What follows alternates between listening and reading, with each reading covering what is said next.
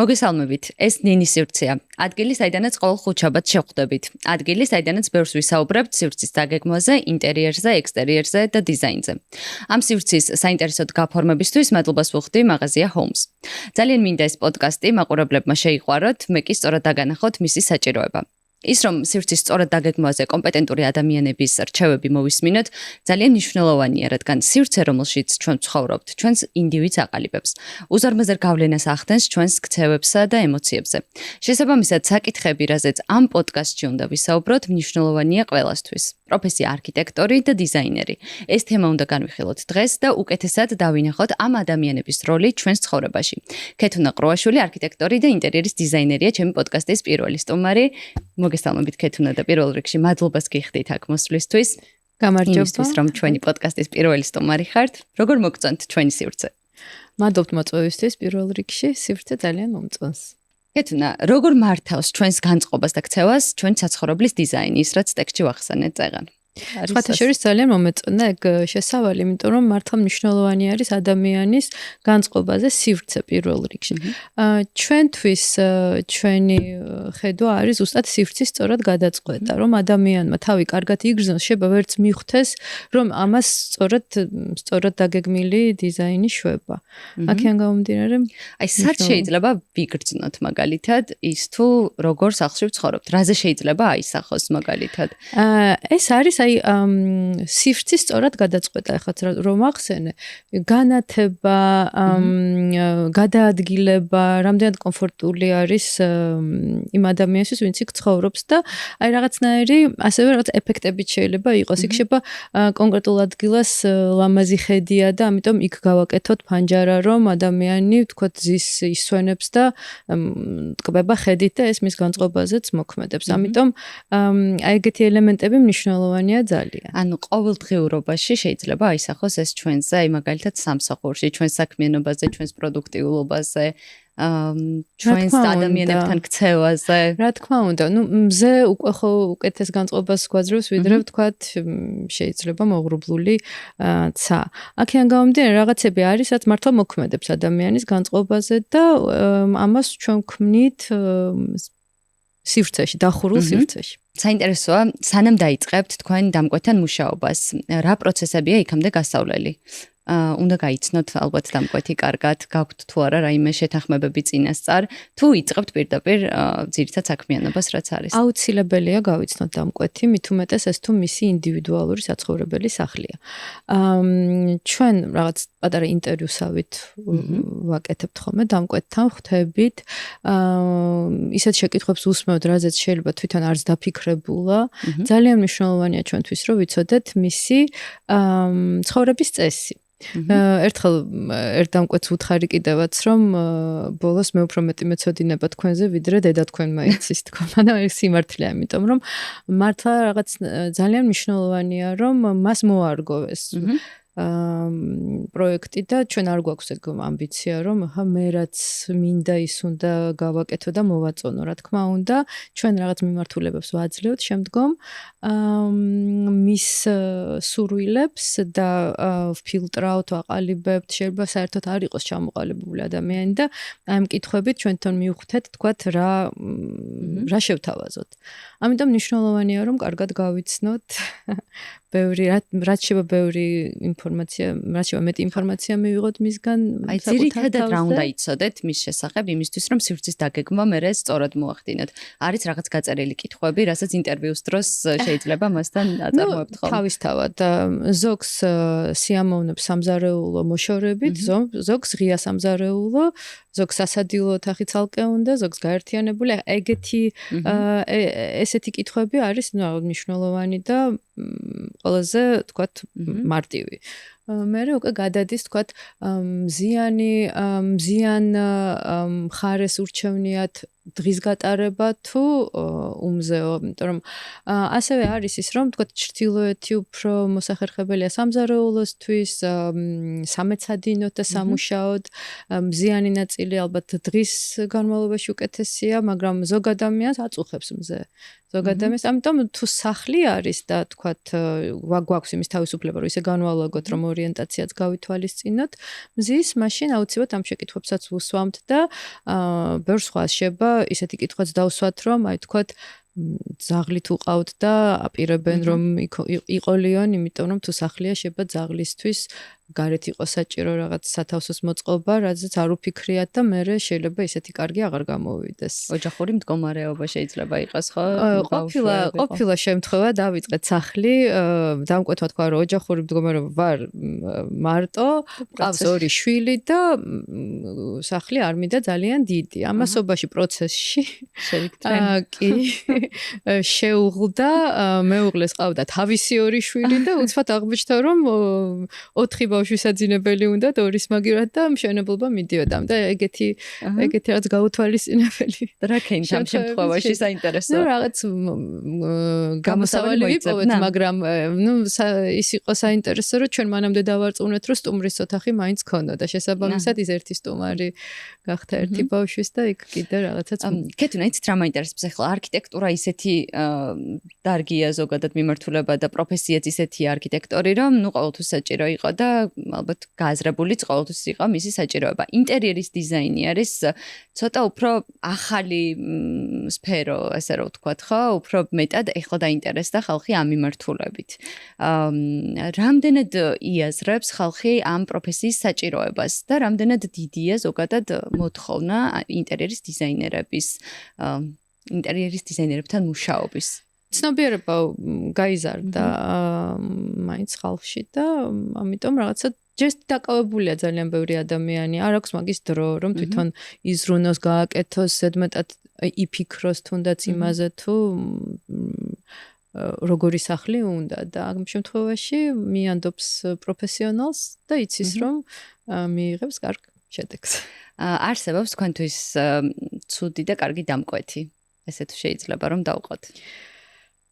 ზოგადად არ მიყვარს ხოლმე რაღაცა ცუდის და კარგის ესე რაღაც ერთი ხაზით გამოყოფა. არსებობს რთული დამკვეთი და არსებობს უფრო შეიძლება მარტივი დამკვეთი, თუმცა დამკვეთებთან რაღაც განსაკუთრებული ურთიერთობა გვიყალიბდება ყოველთვის, როგორიც არ უნდა იყოს იგი და რაღაცა მე რომ მეგობრობთ ხოლმე და შემდგომ ჩვენ გაკეთებულ სახლებში ხშირად ვსტუმრობთ კიდევ წლების მერეც თქვათ რაღაცა თუ უნდა თან დასჭირდათ ყოველთვის მოგმართავენ და ვეხმარებით აუცილებლად. ან პრობლემური შეიძლება ითქვას მაშინ, ხო? აი პრობლემური დამკვეთი როგორი შეიძლება იყოს? ან კომფორტულად სამუშაო როგორი არის? კი, პრობლემური დამკვეთი არის ის, ვინც ვერ ღებულობს ადვილად გადაწყვეტილებებს. აი ჩემი გამოცდილებიდან პრობლემური დამკვეთი არის დავარქმევდი ასეთს. თუმცა ნუ მასაც ვეხმარებით ყველანაირად რომ რაღაცა კონსენსუსამდე მივიდეთ, კი. მაგრამ აი გარშ როცა უჭირს, აი ესე გავაკეთეთ თუ ისე, იმასაც ვანახებ და ეს ხომ არ ჯობია, აი ცოტა რომ თვითონ არ არის აი მყარი თავის გადაწყვეტილებაში, ჩვენთვის უფრო რთულია ხოლმე. გვიწევს უფრო მეტი ვარიანტების დამუშავება შეიძლება, ან დარწმუნება რომ კი ეს ნამდვილად კარგად გამოვა. და ნუ მარტივი დამკვეთი იქნება ის, ვინც უფრო თავისუფლად უყურებს ამას და მოგყვება ბოლომდე. გენდობათ, ხო? ალბათ ეს არის მნიშვნელოვანი. გენდობა პირველ რიგში არის საჭირო ჩვენ პროფესიაში. ადამიანი თუ არ გვენდობა, სავარაუდოდ ვერც ვითანამშრომლებთ. აი ამ შემთხვევაში მაინტერესებს გემოვნება, რაღაცა თანხმედრაში უნდა მოდიოდეს, ანუ ვიღაცას თუ უყვარს მაგალითად კლასიკური ინტერიერი და თქვენთვის ნაკლებად მოსაწონია კლასიკური ინტერიერი, ამ შემთხვევაში როგორ თანხმდებით? თუ თქვენ ითვალისწინებთ დამკვეთის სურვილს? დამკვეთის სურვილს აუცილებლად ვითვალისწინებთ, მაგრამ რაღაცა ალბათ ჩვენთან უბრალოდ არ მოდის დამკვეთი, ვისაც სხვა მიმართულება სურს. კლასიკური მუსიკა თუ გიყვარს, არ წახვალ როკ კონცერტზე, ხო მართალია? ანუ წინასწარ აქვს წარმოდგენა თქვენს შესახებ და რა თქმა უნდა, აქედან გამომდინარე, ჩვენც რაღაცნაირად არ არის ხოლმე ჩვენთვის აუცილებელი რომ თქვათ სიტყვაზე აუცილებელია იყოს ბეტონის იატაკი ან თეთრი კედლები, ან მივყვებით ჩვენ ძალიან flexible ვართ ამაში და მის გემოვნებას მაქსიმალურად ვცდილობთ რომ მოვარგოთ სივრცე, და ჩვენთვის როგორც აღნიშნე, მნიშვნელოვანი უფრო სივრცითი გადაწყვეტილებებია, ვიდრე იატაკის ფერი ან კედლის ფერი. შესაბამისად, სივრცეზე და შუქზე დამკვეთს დიდად არ აქვს ხოლმე ცოდნა და წარმოდგენა, ამიტომ მან ჩვენ უფრო თავისუფლები ვართ და უკვე იმ მასალებში შეგვიძლია რომ კომპრომისიც გავაკეთოთ. კი, მაგრამ არის რაღაც სახის დიზაინი ან პროდუქტი, რასაც უბრალოდ ჩვენ არ ვთავაზობთ და ჩვენ სტუდიაში უბრალოდ not available ასე რომ იტყვია. ხო, იმიტომ რომ რასაც თქვენ ქმნით, ის ფაქტობრივად არის, ანუ თქვენ სახელს ტოვებთ იქ, ხო? რასაც ტოვებთ, შესაბამისად მნიშვნელოვანია, რას გააკეთებთ თქვენთვისაც და არ არის მხოლოდ დამკვეთის გემოვნებაზე მორგებული. თავისთავად, ეგ არის ყოველთვის ჩვენი, ასე ვთქვათ, უკანა ნაწილი, მაგრამ ამას ახლა ასე არ არის ეს ყველაზე მნიშვნელოვანი, ანუ ჩვენთვის მაინც უფრო მნიშვნელოვანია დამკვეთი იყოს კმაყოფილი და ბედნიერი და თავი იგრძნოს კარგად ჩვენს მიერ დაგეგმარებულ სივრცეში, ვიდრე ჩვენი რაღაც ეგო დავიკმაყოფილოთ. თუმცა ეს როდესაც სამხედროშია, ეს არის წარმატებული პროექტი და აქამდე ყოველთვის წარმატებული პროექტები ვქონდა აქედან გამომდინარე, ანუ ეს ორივე დამკვეთით ყოველთვის კარგად გრძნობს თავს და ჩვენთვისაც შედეგი არის ძალიან სასიამოვნო. ბევრ ქვეყანაში ხართ ხო, ნამყოფი ასე თუ ისე. მიყვარს მოგზაურობა კი. აი ამ კუთხით თუ შეგვიძლია რომ შევაფასოთ, რომელია თქვენთვის ყველაზე ახლო ქვეყანა, რომლის არქიტექტურა მოგწონთ, რომლის დიზაინი მოგწონთ, თუ გაქვთ ესე გამორჩეული? იცით რა არის, უცნაური ფაქტია დღევანდელ დღეს, რომ ეს თანამედროვე არქიტექტურას გულისხმობთ ხო, რა თქმა უნდა. თანამედროვე არქიტექტურა უკვე რთულია რომ რაღაცა ქვეყნებს მიაკუთვნო, როგორც ვთქვათ, ადრე იყო რაღაც იტალიური არქიტექტურა, რაღაცა ჩინური არქიტექტურა და ყველა ქვეყნებს ჰქონდა თავისი იდენტობა არქიტექტურის მიხედვით, თანამედროვე არქიტექტურის ეპოქაში ეს წაიშალა კი არა და გაერთიანდა, იმიტომ რომ გლობალური გახდა ძალიან გლობალიზაციის ერთ-ერთი მონაწილე არქიტექტურის სფეროც და ამით ის თქმა მინდა რომ არქიტექტორები სხვადასხვა ქვეყნებში აწარმოებენ საქმიანობას. ამიტომ შეიძლება იტალიელმა არქიტექტორმა პროექტი გააკეთოს საქართველოში, ან ბრიტანელმა პერუში, აქედან გამომდინარე უკვე ნაციონალური აღარ გახდა არქიტექტურა. ამ შემთხვევაში უფრო ყურადღებას ვაქცევთ გარემოს, ამინდს, თქვათ, ხო, ბრაზილიაში ვერ გააკეთებს ვერც იტალიელი არქიტექტორი იგივეს, რასაც გააკეთებს შვეიცარიაში, იმიტომ იქ არსებითად განსხვავებული პირობებია კლიმატური. ამიტომ უფრო რაღაც ამ ასპექტებს ვაქცევთ ყურადღებას, ბევრი არქიტექტორი უყურებს ტრადიციულ არქიტექტურასაც და ცდილობს რომ რაღაც ინსპირაცია იქიდან მიიღოს. ჩვენც ეგ მიდგომა გვაქვს ძალიან ვაქცევთ ყურადღებას ადგილობრივ მასალებს, ძველ კულტურას და ვცდილობთ რომ შესაბამისი მაინც ასე ვთქვათ შესაბამის ენაზე ვისაუბროთ თუნდაც თანამედროვე ხელსაწყოებით არის. თქვენ პროფესიას რომ დაუბრუნდეთ, საქმე რომელსაც აკეთებთ, ბუნებრივია გიყვართ ხო, რადგან ამდენი წელი შეუძლებელია ერთი და იგივე აკეთებდეთ, თუ სიყვარული არ გაკავშირებს პროფესიასთან. რა არის პროცესი, რომელიც ყველაზე დიდ სიამოვნებას განიჭებთ თქვენს პროფესიაში? ნამდვილად უნდა გიყვარდეს ეს საქმე, სხვანაირად ალბათ ამდენ დროს ენერგიას ვერ დაუთმობ, იმიტომ რომ არქიტექტურა მოითხოვს ძალიან დიდ დროს, არა მხოლოდ საათებს, არამედ აი ჩვენი ფიქრის დიდი ნაწილიც მიაქვს. შეიძლება არ ვიყო სამუშაო რეჟიმში და მაინც პროექტებზე ვფიქრობდე, გადაწყვეტილებებს პოულობდე ჩემს თავში, ამიტომ მართლა რამდენ დროსაც მისცემ, იმდენს აიღებს. არ არის განსაზღვრული არასდროს ეს და თუ არ გიყვარს, ვერ გააკეთებ ამ საქმეს, ყველა საქმე უნდა გიყვარდეს, მაგრამ და პროცესი მრავალფეროვანი პროცესია. აი ვიწყებთ ჯერ დამკვეთის გაცნობით, ინტერვიუ თუ გაცნობა მისი კარგად, სივრცის მონახულება აუცილებლად ადგილისაც პროექტს ვაკეთებთ. იმ ადგილას ვცდილობთ ხოლმე რომ რაღაც დიდი დრო გავატაროთ, რამდენიმე დღის რამდენიმე მონაკვეთში მივიდეთ, რომ ნახოთ, თქვათ, სხვა განათებაზე როგორ მოქმედებს და აისახება ამ ნაკვეთზე მზე, შუქი, საღამო, ხედები. ეგეც პროცესია. მე განსხვავებული პროცესია, უკვე აი ამ ჩვენი აზრების, რაც თქვათ, რა ინსპირაციაც ადგილიდან მივიღეთ და ასევე დამკვეთისგან, იმიტომ რომ იმ ადამიანებისგან ზღებულობთ, რა თქმა უნდა, ინსპირაციას. აი ეს ყველაფერი რაღაცნაირად შევაჯამოთ და მე უკვე ჯერ თავში და შემდეგ ფურცელზე გადმოვიტანოთ.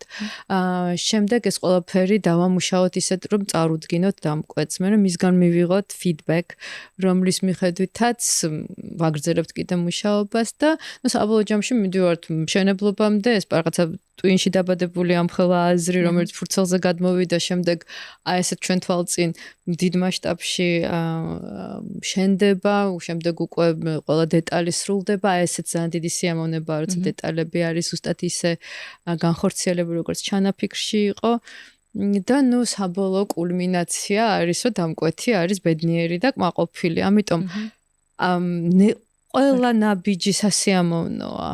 აი ვერ ვიტყვი რომ თქვათ აი პროცესი გვსიამოვნებს და მე შედეგი არა. ვერ ვიტყვი რომ შედეგი გვსიამოვნებს და პროცესი არა. ამიტომ აი რთულია რომ გამოვყო. ძალიან აი სხვა აღწერე როგორი მრავალფეროვანი პროცესია და აი ყველა სასიამოვნოა. ხანგრძლივი პროცესიც არის. ხანგრძლივი პროცესი არის, მაგრამ ვინაიდან და რადგანაც ერთ პროექტზე არასდროს არ ვმუშაობ და ყოველთვის ბევრი პროექტი გვაქვს ერთდროულად, ყველა სხვადასხვა ეტაპზეა. აქედან გამომდინარე, მუდმივად ვღებულობთ აი ამ პროცესებს ერთ დღეში, სხვადასხვა პროექტებიდან, ზოგი უკვე დამთავრებულია და დამკვეთი ბედნიერია, ზოგი ეხლა ხდება გაცნობის პროცესი და ვეცნობით და ესეც exciting არის ძალიან და აქედან გამომდინარე არ ვიწყენთ. და როდის ითვლება თქვენი სამუშაო პროცესი დასრულებულად? როცა პროექტს აბარებთ, დამკვეთს, ეს არის დასრულებული? კი, როდესაც უკვე დასახლდებიან და როგორც წესი ამას აღნიშნავთ ხოლმე, რაღაც ამ პირველი ვახშმით, მათ თუ ძალიან დავმეგობრდით, ვახშამსაც ვაკეთებთ ხოლმე მათ თან სახლში და ამ ეტაპზე არის ჩვენი სამუშაო დასრულებული. თუმცა მეგობრობაც გრძელდება, შეება ახალი პროექტებიც და ყოფილა ეგრე რომ განგვიხორციელებია ერთად არაერთი და შემდგომ კიდევ თუ რაღაც დამატებით დასჭირდათ, ან ბავშვი გაიზარდა, ან აღარ სჭირდებათ, თქვათ პატარა საწოლი და უნდათ უკვე დიდი რაღაც, აი ამ მაშიც მივყვებით მე ყოველთვის არ ვემშვიდობებით დამკვეთებს. დღევანდელი ჩვენი პოდკასტის თემა, რომ შევახსენოთ მაყურებელსაც, არის არქიტექტორი, პროფესია და დიზაინერი და რა თქმა უნდა ძალიან საინტერესოა, როგორ აირჩიეთ თქვენ ეს პროფესია. რამდენად იყო თქვენი მოწოდება ეს ბავშვობიდან თუ საიდან მიხოდით ამ გადაწყვეტილებამდე? ამ კითხვაზე პასუხი ძალიან მარტივია, იმიტომ რომ ყველა არქიტექტორია ჩემო ოჯახში, დედა, მამა, ბებია, ბაბუა, დიდი ბაბუა. ამიტომ ბავშვობიდან ამ გარემოში გავიზარდე. მამა ჩემი სულ აკეთებდა მაკეტებს, შენობის მაკეტებს და ამიტომ აი ბავშვობაში რაღაც მაგით ვთამაშობდი, ასე ვთქვათ. მამა ჩემის გაკეთებული მაკეტებით და შენობებით. ამიტომ თუმცა ოჯახს არანაირი ვთქვათ რაღაც სეწოლა არ მოუხდენია, პირიქით ეგონათ რაღაც უფრო ჰუმანიტარული განხრით წავიდოდი, რაღაც ლექსებს წერდი, მოთხრობებს, რაღაც უფრო ენების მკენ ვიყავი ძალიან მიდრეკილი, მაგრამ მე თან ავირჩიე საბოლოო ჯამში ზუსტად არ მახსოვს ის მომენტი, რა მომენტში გადავწყვიტე, რომ ეს უნდა ყოფილიყო ჩემი პროფესია, მაგრამ ალბათ რაღაცნაირად ეს მომყვებოდა სულ ბავშვობიდან და თავისით ბუნებრივად მოხდა ეგ. და ანუ მოლოდინიც თქვენ შემთხვევაში ალბათ არ გექნებოდათ რაღაც განსხვავებული და არ დაგხვდებოდათ სხვა, იმიტომ რომ ყოველდღიურობაში უყურებდით ამ პროფესიის ადამიანებს.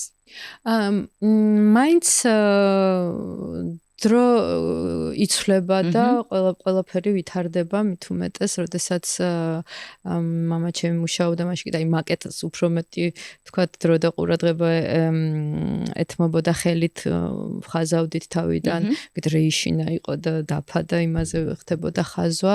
დღეს ყველაფერი კომპიუტერში ხდება, მოდელებსაც კომპიუტერში ვაწყობთ, უყურებთ. ანუ რა თქმა უნდა, ამ პროფესიამ განიცადა ისეთი ევოლუცია, რაც თქვათ ბავშვობაში სხვა რაღაცას ხედავდი, თუმცა მშენებლობების ხშირად ყოფილ ვარ მამაჩემთან ერთად ექსკურსიებზე დავყვებოდი ბებია-ჩემს და პატარა რო ვიყავი, იმიტომ რომ აკადემიაში ასწავლიდა არქიტექტურას ბებია-ჩემი და ძველი ძეგლები ეკლესიები ბავშვობიდან მონახული მაქვს და ჩანახატებს ვაკეთებდი და რაღაცა ესე შემიყვარდა ეს საქმე. ანუ გარდა აი ეს ევოლუცია ახსენეთ ხო, როგორ აკეთებდნენ მაშინ და როგორ ეხლა. შეგიძლიათ ეს რაღაცა პარალელი გავავლოთ, რა განასხვავებს ძირითადად. გარდა იმისა, რომ ტექნოლოგიები დაიხვეწა, ამის გარდა მიდგომებიც შეცვლილი იქნება. ძველს და ახალს შორის. მიდგომები, აი რაც ვახსენე ხო თვითონ ნახაზის წარმოება ხდება სხვანაირად. ადრე თუ ხელით ხაზავდით, რამდენიმე საერთოდ ადრე ქსეროქსიც არ არსებობდა, ხო? ანუ ვერც ვამრავლებდით იმ ნახაზს. შესაბამისად, ერთი ნახაზი არსებობდა, ან რამდენჯერმე უნდა დაგეხაზა დეტალი, რომ თქვათ რაღაც რამდენიმე ასლი ყოფილიყო. რულონები იყო ხოლმე სულ დახვეული მახსოვს მამაჩემის სახელოსნოში და ბაბუაჩემის სახელოსნოში ეს რულონებად ნახაზები, ძველი ნახაზები და ნუ რა თქმა უნდა ხა დღეს კომპიუტერშია ყველაფერი და არქივები რულონებად აღარ გვაქვს და ნუ ეგ განსხვავებულია რა თქმა უნდა. მშობლები გამომდინარე იქიდან რომ არიან იგივე პროფესიის, ერევიან თუ არა შენ საქმიანობაში, გაქებენ თუ გაკრიტიკებენ თუ აქვთ თუ არა რაიმე მსგავსი შეფასებები ზოგადად. მამაჩემთან ერთად დავიწყე საერთოდ მუშაობა, ჯერ არც მქონდა დამთავრებული აკადემია, რომ ზუსტად რაღაც თანასწორ პარტნიორად წამიყვანა თავის კომპანიაში და ნუ ერთად მუშაობდით წლები. დღემდე რაღაც პროექტებზე თან გვაქვს კოლაბორაცია, უბრალოდ მამაჩემი გერმანიაში ცხოვრობს და ამიტომ ისეთი ჩართული აღარ არის. მისგან ფიდბექი დადებითი მაქვს. ყოველთვის ხარში მედგა ყველაფერში, არამედ მხოლოდ საქმიანობაში და ნუ საქმიანობაშიც პირველ რიგში. და ჩემიც ასევე ძალიან ხარში მდგომია არის და მოწონს ჩემი პროექტები, აკადემიაში ასწავლის და ხშირად სტუდენტები დაყავს ხოლმე. ჩვენ უკვე შესრულებული პროექტების დასათვალიერებლად და ძალიან სიამოვნებს ეს და ნუ აქედან გამომდინარე მოწონს თორე ხوار წაიყვანდა სტუდენტებს. კეთუნა, თქვენ ახსენეთ რომ მამა ცხოვრობს გერმანიაში, ასევე ვიცი რომ თქვენი პარტნიორი ცხოვრობს პორტუგალიაში, შესაბამისად როგორც მინიმუმ ამ ორ ქვეყანასთან საკმაოდ ხშირად გიწევთ ურთიერთობა სიარული. იქაური არქიტექტურა მაინტერესებს თქვენთვის, რამდენად ახლო არის, რამდენად მისაღები არის? პორტუგალიაში ვცხოვრობდი კიდევაც ბევრი წელი, მუშაობდით იქ. დღესაც გვაქვს ბევრი პროექტი პორტუგალიაში. პორტუგალიური არქიტექტურა ძალიან გამორჩეულია და საინტერესო. და ახლო ძალიან ჩემთვის. დიდი ზეგავლენაც იმოქმედა ჩემს ჩამოყალიბებაში, ასე ვთქვათ. ზოგადად მანამდეც ვახსენე რომ არქიტექტურა ძალიან გლობალური გახდა. გერმანიას რაც შეეხება, გერმანელი არქიტექტორი მისვანდერო ალბათ ჩემი საყვარელი არქიტექტორია, თუ შეიძლება დავასახელო ასე, რომელიც წინა საუკუნის დასაწყისში მოღვაწეობდა, შემდეგ ამერიკაში აქვს ბევრი შენობები განხორციელებული. ზოგადად ევროპული არქიტექტურა თანამედროვე განსაკუთრებით ძალიან საინტერესოა, იმიტომ რომ აუცილებლად დიალოგშია იმ ძველთან, რაც ამ ქვეყნებს გააჩნიათ იმ ტრადიციასთან. აქედან გამომდინარე ძალიან დიდი ამოცანის წინაშე არქიტექტორი დღეს, რომ ეს რაღაც დიალოგი არ დაირღვეს. ზუსტად იგივე არის საქართველოშიც, რა თქმა უნდა. ჩვენი ძველი კულტურა, არქიტექტურა აუცილებლად უნდა გავითვალისწინოთ, როდესაც რაღაც თანამედროვეს ვაკეთებთ. მაინტერესებს თუ განსხვავდებიან მიდგომებით გერმანელი არქიტექტორები მაგალითად და ქართველი არქიტექტორები, მუშაობის სტილი რამდენად ერთნაირი აქვთ მაგალითად თავიანთ დამკვეთებთან. დამოკიდებულებები. გერმანული კომპანია, გერმანელი არქიტექტორები მუშაობენ საქართველოშიც რამდენიმე პროექტზე და გქონია მათთან გადაკვეთა. ძალიან კარგი ურთიერთობა გვაქვს და გვითანამშრომლია. ძალიან ისე თავისებური მიდგომა აქვთ გერმანელებს, ძალიან პროფესიონალები არიან. ცოტა სიხისტეც ახასიათებთ შეიძლება. ეს არის განმასხვავებელი, შეიძლება ესე ვთქვათ. გამიჭირდება ეს რაღაცა განსხვავება ძალიან რაღაცა გამოკვეთილად თქვა, იმიტომ პროფესია არქიტექტორი ზოგადად მოითხოვს აი ამ კონცენტრაციას, ანალიზს, რაღაც თან სერიოზულ, თან კრეატიულ, თან მსუბუქ მიდგომას, აი არ არის რაღაც, ამიტომ ალბათ აი ეს თვითონ მიდგომა რამდენად რაღაც შემიძლია რომ გამოვყო, აი არ ვიცი, ესე ნაციონალობით. შეიძლება გამიჭირდეს.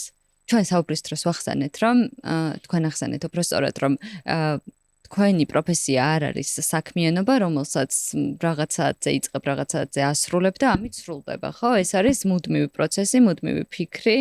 აი ეს თქვენთვის არ არის, როცა უკვე წლების განმავლობაში ამას აკეთებ, სადღაც დამღლელი მაგალითად ან ის რომ გადაიტვირთოს გონება ამაზე ფიქრით, დასვენება გჭირდებოდეთ. ახერხებთ დასვენებას სოდესმე ეს მაინტერესებს. ჩვევა ზოგადად ალბათ, აი სადმე რო ვარ თუნდაც დასასვენებლად, სულ დეტალებს უყურებ, აქცევ ყურადღებას, რაღაცა გეგონება უკან მაინც რაღაცა მუშაობს და სულ რო ვისვენებდე, მაინც ინფორმაცია, ასე ვთქვათ, იკრიბება. დამღლელი არ ვიცი, მე ჯერჯერობით არ დავღლილ ვარ. ანუ თუ ხარ არქიტექტორი, ცხოვრების ბოლომდე რჩები არქიტექტორად, დიზაინერად, ესე გამოდის? ჩემ საკუთარ თავზე მე ვერ წარმომიდგენია, რომ როდესმე ეს საქმე გადამიყვარდეს. ერთი კარგი ისიც აქვს ამ არქიტექტურას, რომ რაც უფრო წლები გემატება, მით უფრო მეტი გამოცდილება გაქვს, ამიტომ ალბათ უკეთესი პროფესიონალი მაინც ხდები დროთა განმავლობაში, ამიტომ რაღაცა ასაკთან პირიქით კიდევ უფრო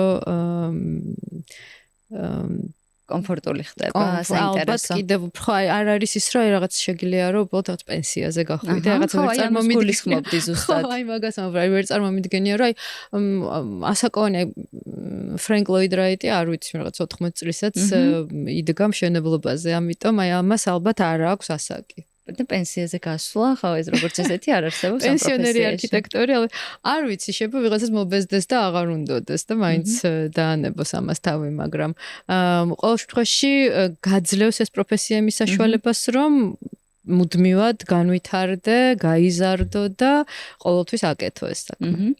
კარგი, მე მგონი დასასრულისკენ შეგვიძლია წავიდეთ და რჩევა მინდა დავუტოვოთ ახალბედა არქიტექტორებს და დიზაინერებს ან მათ ვინც ფიქრობს ამ პროფესიის არჩევას. რას ურჩევდით? რა რეკომენდაციას გასცემთ? ნუ ალბათ უნდა ძალიან უყვარდეთ ეს საქმე და დისციპლინა მოემზადონ, რომ ძალიან დიდი დისციპლინა სჭირდება ამ საქმეს, ბევრი რაღაც უნდა გაიაზრონ ერთდროულად და რა ვიცი, წარმატებები. ძალიან დიდი მადლობა. ვფიქრობ, რომ ძალიან საინტერესო საუბარი გამოგვივიდა. ძალიან სასიამოვნო იყო თქვენთან საუბარი და პირველი პოდკასტი რომ ასეთი შედგა, მე მიხარია ძალიან. დიდი მადლობა. მე შემდეგ ეპიზოდამდე გემშვიდობებით, შევეცდები რომ ყოველ ხუთშაბათს საინტერესო თემები შემოგთავაზოთ, ამიტომ არ დაგავიწყდეთ ჩვენი არხის გამოწერა და დაელოდეთ შემდეგ პოდკასტს.